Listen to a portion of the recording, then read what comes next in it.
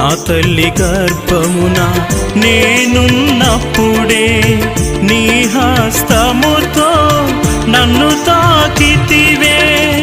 రూపును దిద్ది ప్రాణము పోసి, రూపును దిద్ది ప్రాణము పోసి నన్ను ఇలా నిలిపిన నా యేసయ్యా.